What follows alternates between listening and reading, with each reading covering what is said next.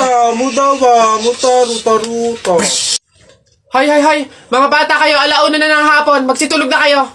Hala, Nay, di pa ako inaantok eh. Oo nga, Nay, bukas na lang. Ayan. Kaya hindi kayo mga nalaki, puro kayo laro eh. Matulog kayo doon. Sinasabi ko sa inyo kung ayaw nyo mabuntal. Ba yun? Babantayan ko kayo ha. Sinasabi ko sa inyo.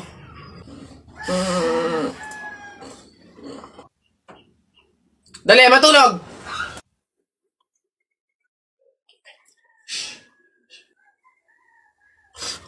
Ayun.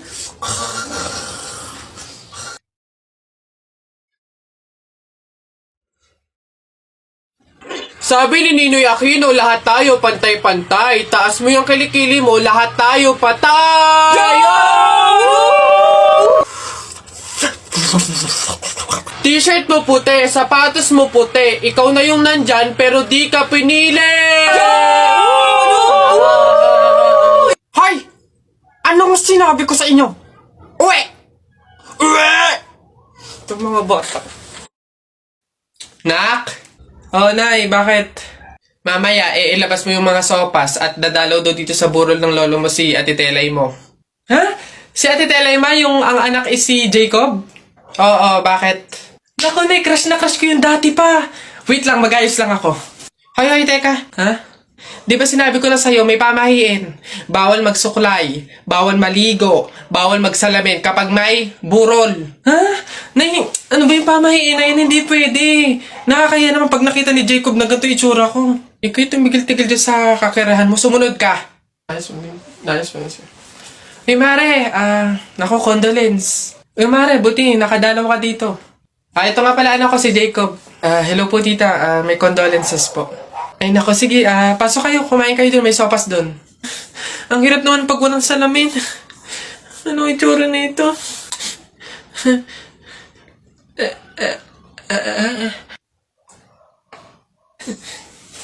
Hi, Jacob. Hi.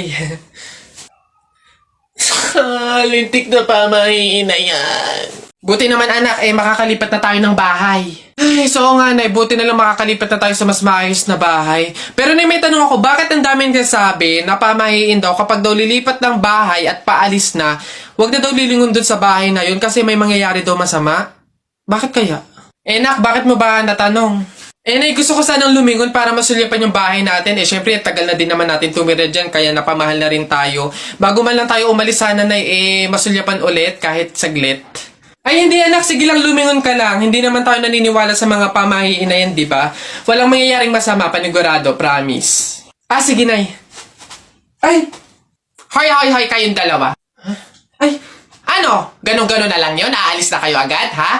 Hindi nyo pa nga tapos bayaran yung upa sa bahay, eh. Pati yung ilaw at tubig, hindi nyo pa tapos bayaran, tapos aalis lang kayo, ha? 10 yung pinapakain kong anak, tapos yung asawa ko batugan pa, tapos aalis kayo, hindi kayo magbabayad. Ang kakapal na mukha nyong lahat.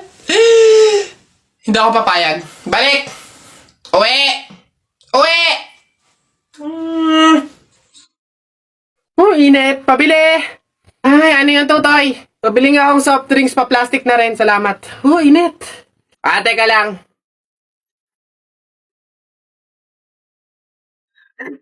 Hirap naman buksan ng plastic na to.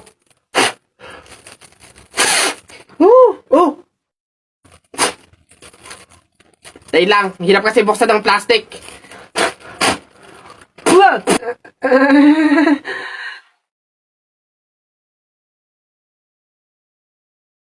Ay.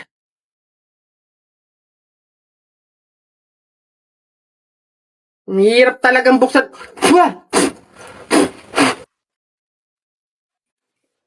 Bata. Salamat ho.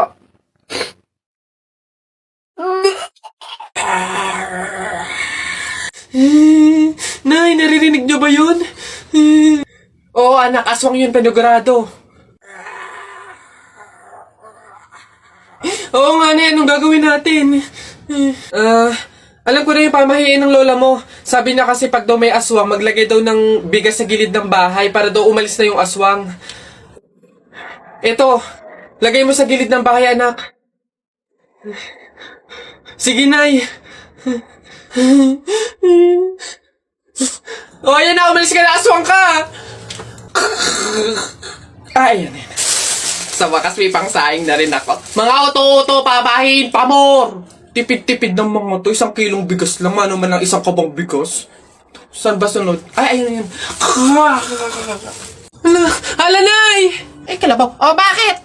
Nay, napunit yung damit ko sumabit dun sa pako. Ganitong damit pa naman yung kailangan namin suotin sa party bukas. Paano na yan? Aba, edi tahiin mo na lang. Aba, bawal yun. Hindi pwede. Pamahiin na bawal magtahi ng gabi at malas daw yun sa pamilya. Halay, anong gagawin ko? Pamahiin pa kasi. Eh anak, suotin mo na. Kaysa naman sumuway tayo sa pamahiin, eh may mangyari pang masama. Suotin mo na, wala na tayong magagawa dyan.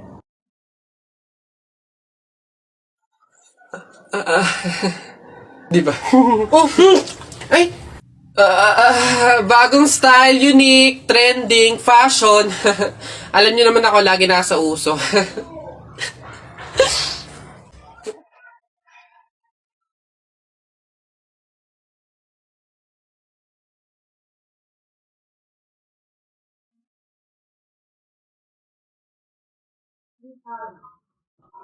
Hoy! Hoy, anak, ano yung ginagawa mo? Bakit ka naman nag-uwi ng pagkain na galing sa burol ni tatay nyo? Dami naman nating pagkain dito Nakakahiya ka. Tsaka alam mo, masama yan ha? Ang pamahiin ng mga matatanda dyan kapag nag-uwi ka ng pagkain na galing sa burol, naku, tsak may mga kapitbahay tayong mamamatay din. Yun nga mama Kaya nga ginawa ko yun. Kaya kumuha ko ng mga pagkain doon sa burol at dinala dito sa bahay natin para mamatay na yung mga kapitbahay natin. Lalo na yung si Aling Marites. Alam mo ba ma? Sabi, narinig ko, hindi ka na daw virgin. Anong sabi? Hindi na ako virgin? Kumuha ka ng karton tsaka ng sako. Pumunta tayo sa burol ni Katen yung kunin mo lahat ng pagkain doon. Anak! Oh, Nay. Kunin mo yung mga ginamit sa sugal ng burol ng lolo mo tapos sunugin mo. Nay, bakit? Basta masama yung pamahiin yun, gawin mo na lang. Yung mga baraha? Oo nga, basta lahat ng ginamit sa sugal, sunugin mo. Lahat ha? Sige, Nay.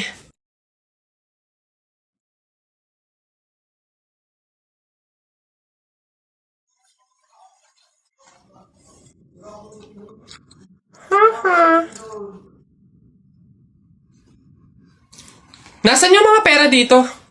Yung mga pinanalo pong pera dun sa sugal ng burol. Sinunog ko na rin po, Nay, kasi sabi nyo nga po sunugin ko yung mga ginamit sa sugal Ha? Bakit mo sinunog? Excuse me. May tatanong lang sana ako. Ay, sige po. Ano po yun? Kaibigan kasi ako nung namatay. Ililibing na, di ba? Napansin ko kasi wala yung taga-sigaw. Wala ba kayong nilagay? Ay, bakit po kailangan ng taga-sigaw? Kasi di ba kaya siya namatay kasi pinatay siya? Nahuli na ba yung pumatay? Ay, ganun po ba? Hindi pa po nahuli yung suspect O hindi pa pala. Ang pamahiin kasi dyan, para daw makonsensya yung pumatay dun sa tao, is kailangan pag ililibing na, maglagay daw ng taga-sigaw para sumuko na yung pumatay sa kanya. Sige po, ako na lang po, yung sisigaw. Ikaw na lang. Sige, mabuti. Ayos, sige.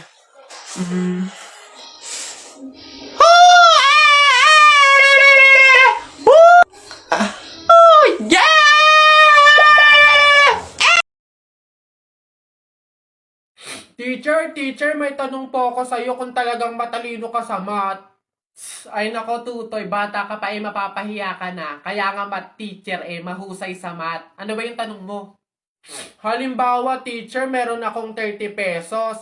Tapos, bumili ako ng hamburger, 18 pesos isa. Ilan yung sukli ko? Diyos ko, Tutoy, napakadali. 30 pesos minus 18. Edi 12. 12 pesos ang sukli mo. Mali, teacher. Ha? Bakit? Paano mali? 2 pesos lang sukli ko. 20 lang kaya binayad ko. May nakita ka bang 30 pesos na buo? Bola. Talaga ba? Isa, budawa, mutaruta-ruta, semplang, plakda, taimong sariwa. Yeah! Ang baho na naman ng kilikili mo. Ang baho na naman ng kilikili mo. Nangangamoy, amoy chooks to go. Yeah. Gusto mong dos, wag kang bastos. Bibigyan kitang dos mamayang alas dos. B-I-N-G-O, nanay mo nagbibingo, binato ng 20 ko, kala na 5 piso. Bingo! Rap ka ng rap, kamukha mo sa erap. Beat ka ng beat, mukha kang rabbit. Alam mo ang pogi-pogi mo, alam mo kung bakit? Puwet mong may racket. Lagi nyo sinasabi na pangit ako. Akala nyo ba hindi ko kayang patunayan na mali kayo, ha? Watch and learn. Hello po. Uy, Pogi! Ano hanap? Bangus, tilapia. Mura na to. Uy, grabe. Oy, Pogi! Bagong! Kakagaling lang ng Cebu. Bago lang to. Dali na. Uy, timbangin mo na yan. Biling ko na yan lahat. Oh, sige na, makakauwi ka na. Biling ko na yan. Oh, Pogi! Prutas, bili na. Bagong pitas to. Dali na. Pogi-pogi to talaga. Yan din. Pakiyawin ko na lahat yan. Panda. Sige na. Ngayon yung sabihin pangit ako, ha?